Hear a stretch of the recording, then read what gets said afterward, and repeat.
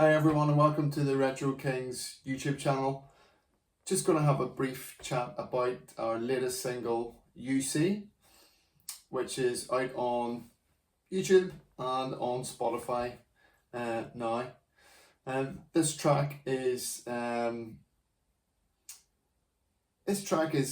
rather Queens of the Stone Age inspired. It's got that Josh Homme guitar style or influence is definitely in there. Don't think there's anything wrong with leaning on your influences, and it's not like you sit down and go, oh, I'm going to write a Queens of the Stone Age-esque song. It's not really like that. I was sitting watching TV with my SG, playing, fiddling about in the guitar, and I just came up with this phrase as I was doing that. And I thought instantly, that's cool. There's something there. It's often the way I write. It just, sitting watching football or something like that on TV. And in a nondescript way, you're messing around on the guitar and then something just jumps out at you. A phrase, a part of a riff, and you go, oh, there's something there. Immediately lifted my phone and recorded it. And then I started crafting a tail for the riff. And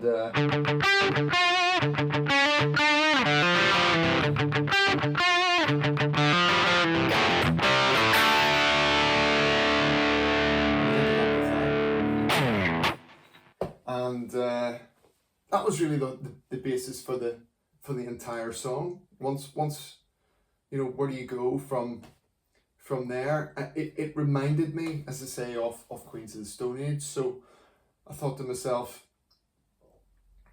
right, there's two aspects of that kind of guitar style, and driving chords is another kind of trick in the arsenal. So that's what we went for the next section.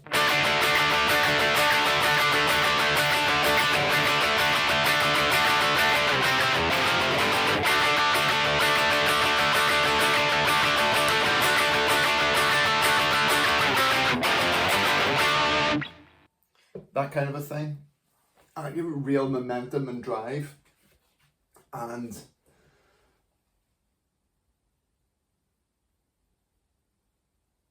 often when you're in real full flight like that, it's quite a busy riff, then those kind of chuggy, powerful, I could hear it in my mind that there would be a real kind of march kind of a feeling to that bit.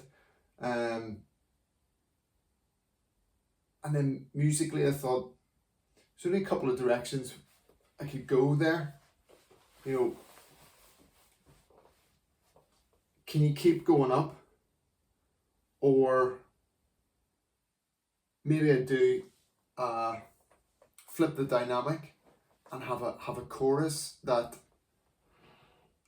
was actually more relaxed, chilled, and we moved into this more ambient flavored chorus, and it sounds nothing like the song I'm about to mention, but the idea, the concept was definitely inspired by this for the chorus. Was The Unforgiven and Metallica off the Black Album. I remember way back, I had the kind of the making of the Black Albums, called A Year and a Half in the Life of Metallica. And it was a bit of a fly on the wall type thing of them being in the studio making this album, and I loved that because you got to see them layering up guitar parts. You got to see them discussing dynamics of songs. I thought there was a great insight into songwriting, and I remember Lars saying about The Unforgiven, can we flip the dynamic and have a really heavy verse and yet a light chorus rather than the other way around. And yeah, that I've always liked that dynamic of that song. So even though this song sounds nothing like that, that idea kind of I thought would be really appropriate here, because we were already, it's a busy riff, and then having this full on section after that. I thought, can you take it even more full on?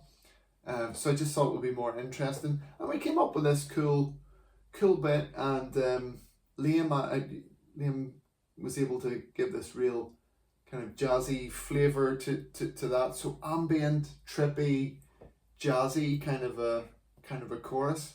And when I sent this to Kyle, I love the vocal lines he came up with for these sections, and the chorus. I just think it's so interesting. Like it's really, really cool having that dynamic shift before going back into the busy riff. So it made for a very interesting journey to take the listener on. Rhythmically, there's a few shifts there from the kind of jagged and jarred aspect of that busy guitar riff into the more straight ahead march into this kind of a jazzy ambient section. Looping back around that again. And then I thought, let's really explore where we can go with this song. And I thought about a breakdown and going into an outro. Now there's a couple of guitars layered, obviously, on the song, and one of which is in drop D. I'm not in drop D at the moment, but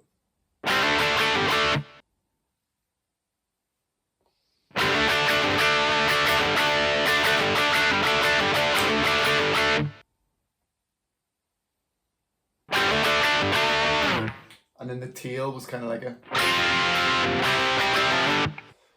type of thing, and I thought that had a really cool groove.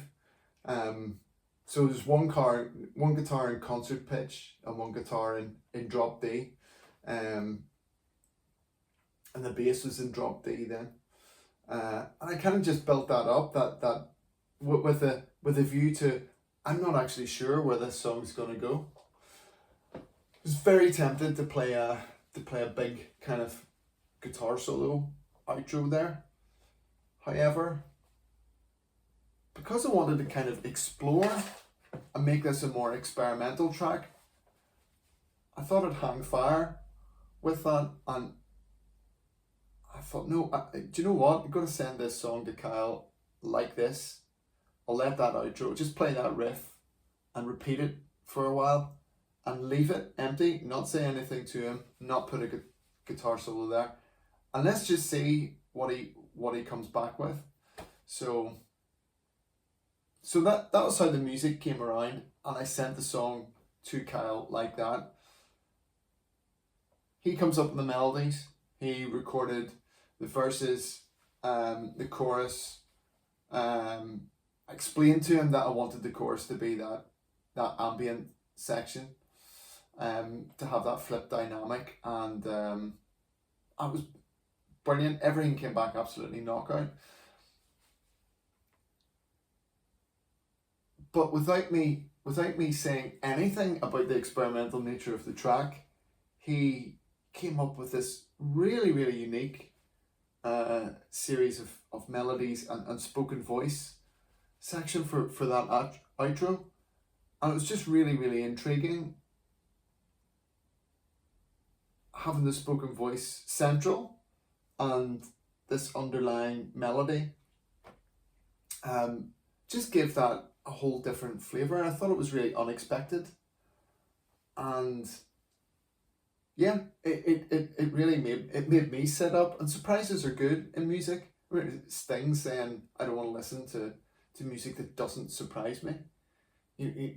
Having surprises is what makes people sit up and listen. So yeah, it was totally unexpected, but in a cool way.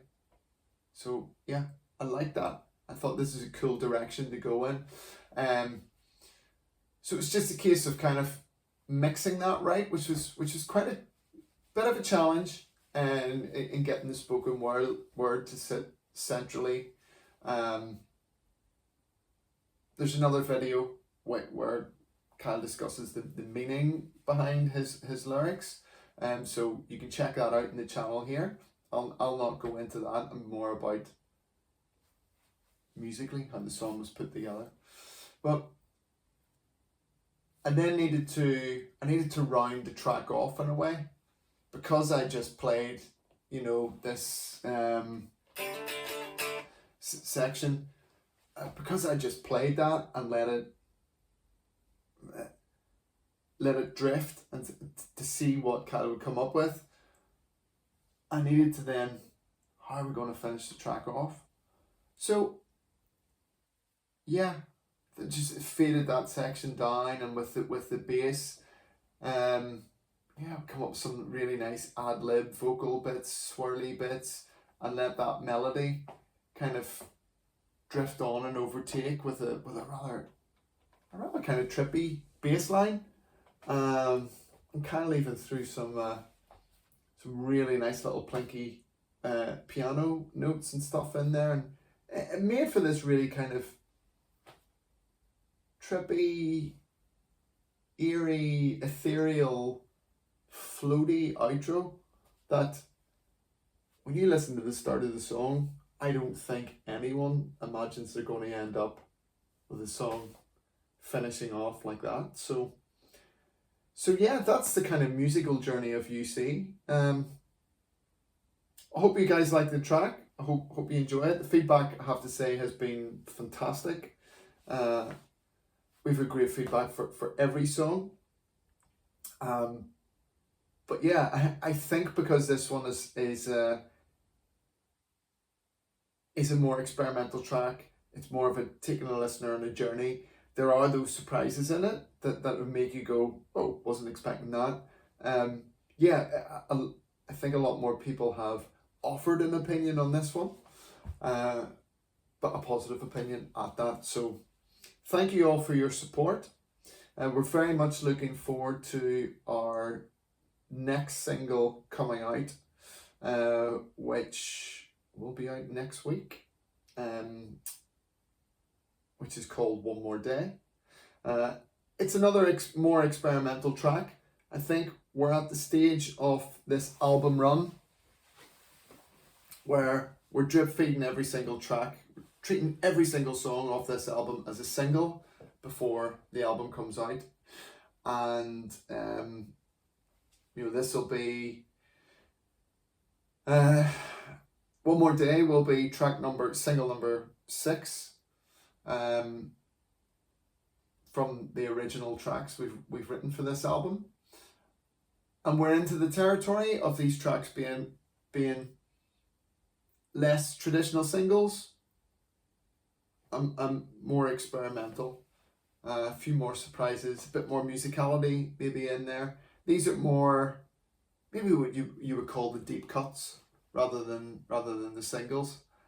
But in 2024, the music industry is such a way that actually, best to treat every song as a single when you're a band like yourselves that are trying to really build something here, and just enjoying every moment of it. So thank you all. Please hit the notifications button, like, subscribe. There's plenty more ahead in this album run for the Retro Kings. It's a new single coming out next week.